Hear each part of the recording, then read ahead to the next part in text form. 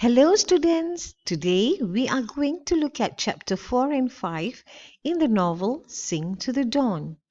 If you remember, chapter 3 ended with Dawan and her mother leaving home to go to Dawan's cousin's house, Noi, to find out what it is like for a young girl to go to school in the city. First, we will look at chapter 4. I'm going to read the summary of chapter 4 now. Do listen and read along with me. Chapter 4 took place at Dawan's cousin Noi's house. Dawan was fascinated by the colorful postcards and calendar pictures of city scenes, glistening temples, and bustling city streets tacked onto the wall.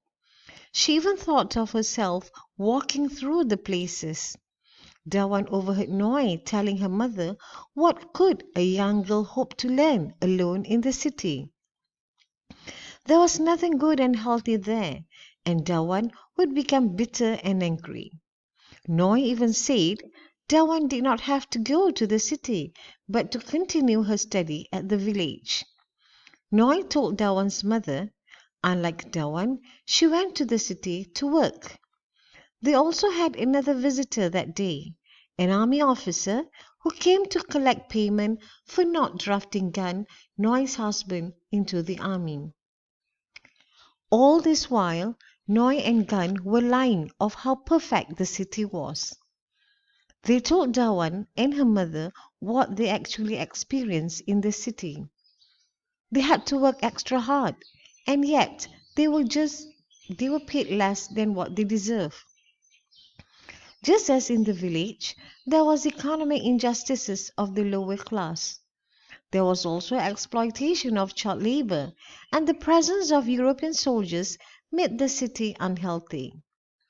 Gunn said it was much healthier for a young girl to grow up in the countryside.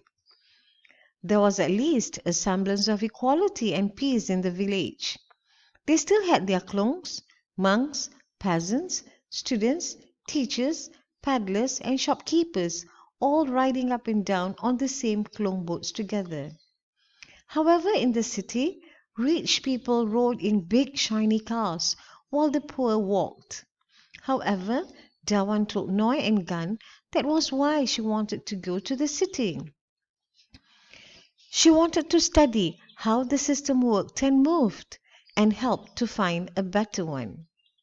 Before they left, Noi told Dawan and her mother she would not help Dawan convince her father she should go to the city because to her, going to the city would do Dawan more harm than good.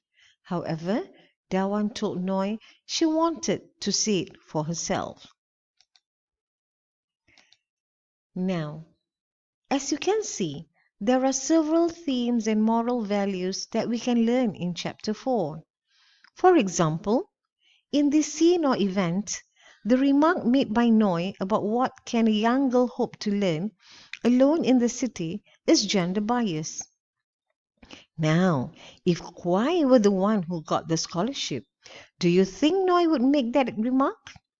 This event can be used as your textual evidence to elaborate on the themes gender inequality or gender discrimination and mother's love.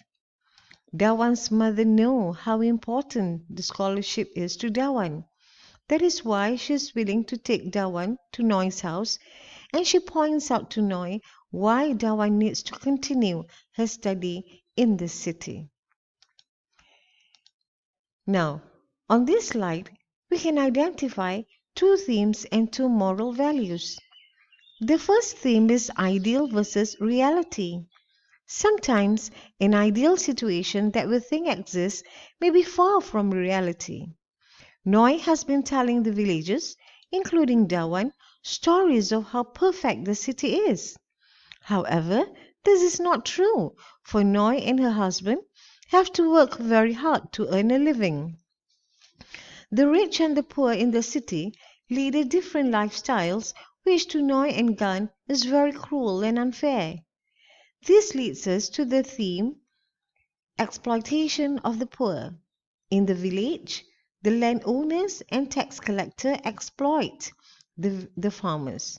In the city, people who are rich exploit those who are poor.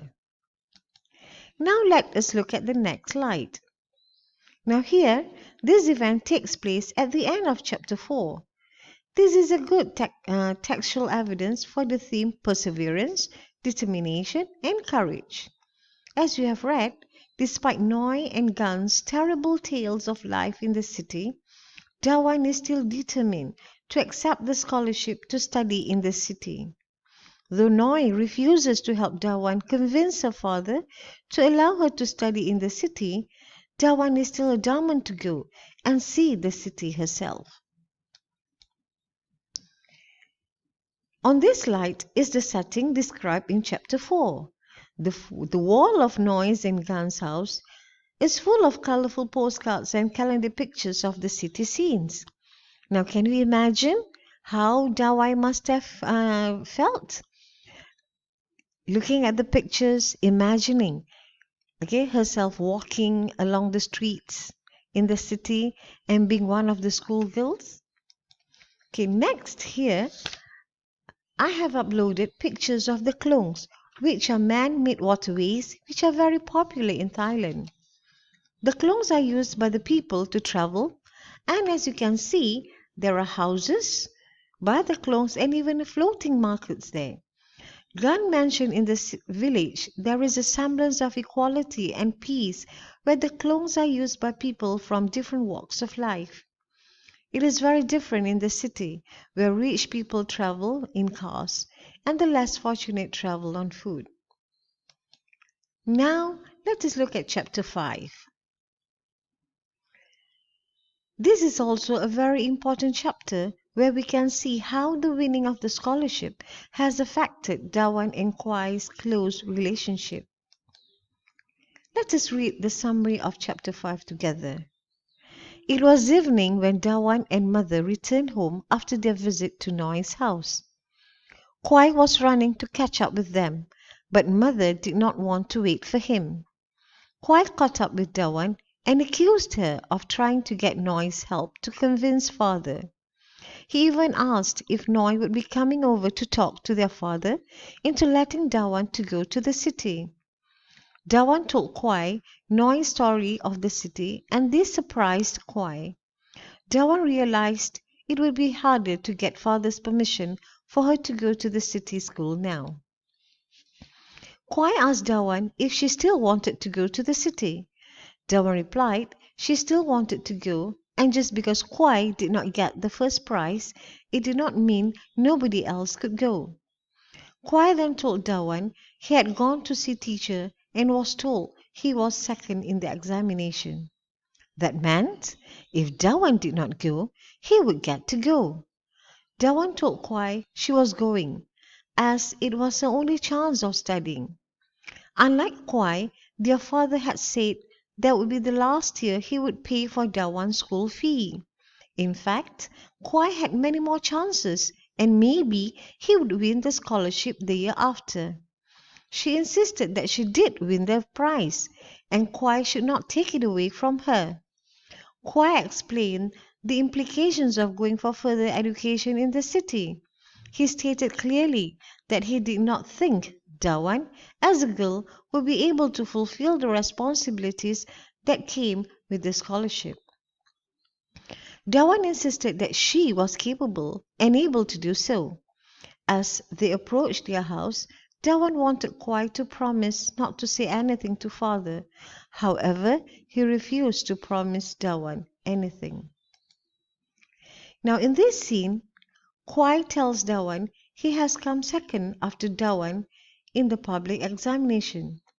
This is another textual evidence of Dawan's perseverance to continue her study in the city.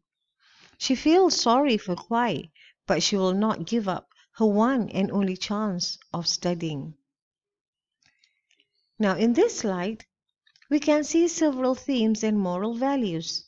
The first theme is gender discrimination, where Kwai feels Dawan will not be able to do much as a female. She will not be able to fight, argue loudly, or lead people in time of crisis. Kwai is not being fair to Dawan by using gender as a reason for one not being able to perform. However, the theme courage and perseverance can be seen when Dawan is not afraid to tell her brother that she too can do what her brother can to improve the quality of life in their village. The third theme is the importance of education.